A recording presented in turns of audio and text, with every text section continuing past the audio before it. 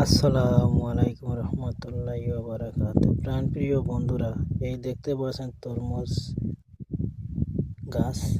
এই দেখতে পাচ্ছেন এক ধরনের পোকা।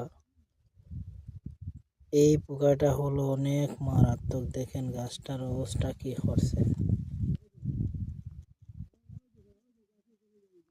অনেক ধরনের ওষুধ মারা হইতেছে, তারপরে এই পোকাটা মরে না।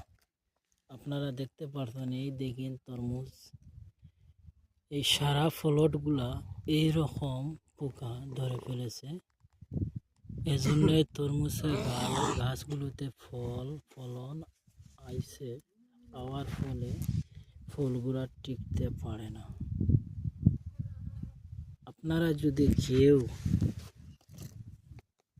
এই ওষুধগুলা জেনে থাকেন তাহলে অবশ্যই কমেন্ট করে বলে যাবেন।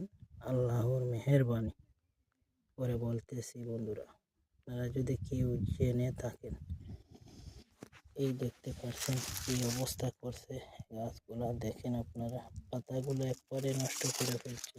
অনেক দুঃখ লাগে এই ফলগুলা দেখতে পাচ্ছেন।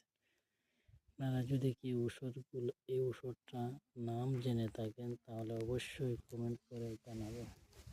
এই দেখতে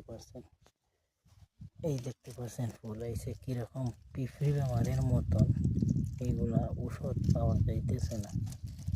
আপনারা অবশ্যই ভিডিওটা শেয়ার করবেন, অন্যকে দেখার সুযোগ করে দেবেন।